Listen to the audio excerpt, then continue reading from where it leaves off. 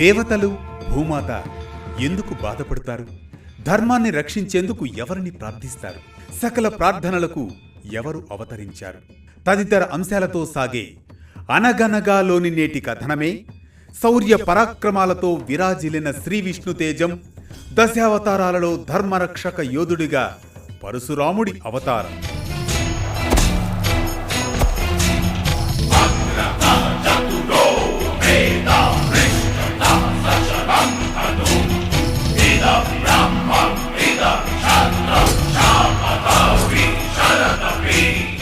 శ్రీ మహావిష్ణువు దశావతారాలలో పరశురామావతారం 6వది. త్రేతాయుగం ఆరంభంలో కేవలం దుష్ట శిక్షణ కోసమే జరిగిన అవతారం ఇది.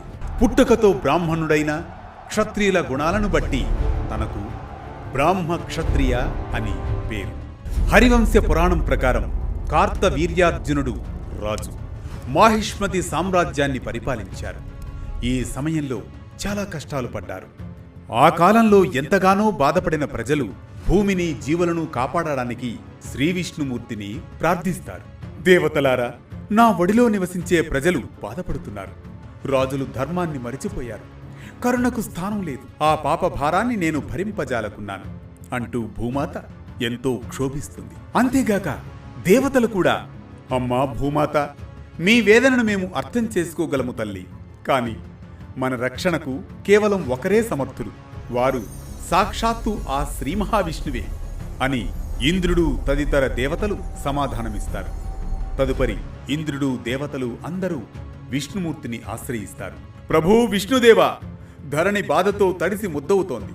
మీ అవతారం ద్వారా మాత్రముననే ప్రజలకు రక్షణ లభిస్తుంది. మహేంద్ర, భూమాత, మీ విన్నపాలను, ఆర్తిని నేను ఆలకించాను. నేను రేణుకా జమదగ్ని దంపతులకు పుత్రుడిగా పరశురాముడి పేరుతో త్వరలో అవతరిస్తున్నాను అని అభయమిస్తారు శ్రీ మహావిష్ణువు. కాలం గడుస్తూ భృగువంశంలో పరశురాముడు జన్మిస్తాడు. పుత్ర, ఈ పరశు నీకు శివుడు ప్రసాదించిన దివ్యాయుధం. దాన్ని ధర్మరక్షణకే ఉపయోగించాలి అని జమదగ్ని మహర్షి తన పుత్రుడైన పరశురాముడికి చెబుతాడు. అలాగే తండ్రి, నేను వ్రతబద్ధుడిని. శక్తిని స్వార్థం కోసం కాక సమాజం కోసమే వినియోగిస్తాను అని ప్రతిజ్ఞ చేస్తాడు తన తండ్రికి. ఇలా ఉండగా కాలగమనంలో క్రమక్రమంగా కార్తవీర్యార్జునుడి దర్పం పెరుగుతూ ఉంటుంది. నా బలానికి సాటి ఎవరు? నేను సహస్ర బాహువు, భూమి అంతా నా అధీనంలో ఉండాలి అంటూ విర్రవేగుతూ ఉంటాడు కార్తవీర్యార్జునుడు. ఆ సమయంలో పరశురాముడు ప్రవేశించి,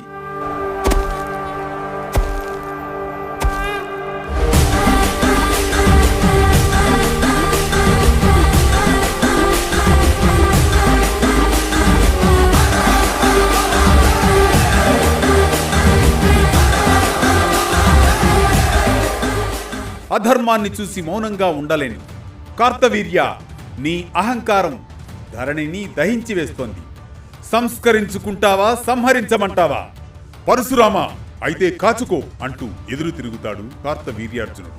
కార్తవీర్య, ధర్మం రక్షణకే ఈ పరశు, దుష్టత్వానికి ఇది వెంటనే అంతం పలుకుతుంది అంటూ హెచ్చరించి యుద్ధానికి పూనుకుంటాడు పరశురాముడు.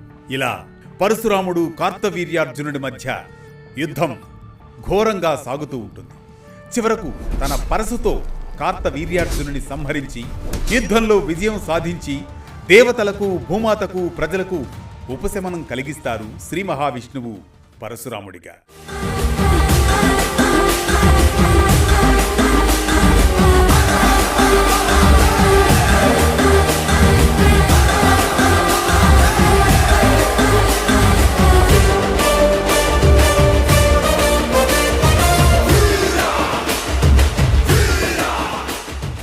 ఓ ప్రభు విష్ణుమూర్తి, నీ అవతారంతో మా బాధలన్నీ తొలగిపోయాయి ప్రభు. ఈ విజయంతో నీ యశస్సు యుగ యుగాల పాటు నిలిచి ఉంటుంది. ధన్యలము అంటూ భూమాత సంతసిస్తుంది. ఇది శౌర్య పరాక్రమాలతో విరాజిల్లిన శ్రీ విష్ణుతేజం దశావతారాలలో ధర్మరక్షక యోధుడిగా పరశురాముడి అవతారం. ఈ కథనం మనకిచ్చే సామాజిక సందేశం ఒక్కటే: శక్తి ధర్మ రక్షణకే ఉపయోగపడాలి కానీ స్వార్థానికి కాదని.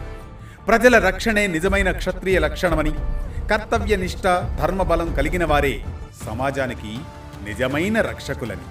దశావతారాలలో భాగంగా 7వ అవతారం ఏమిటో మీరే కామెంట్ చేయండి. అలాగే అనగనగా కోసం ఫాలో అవుతూనే ఉండండి.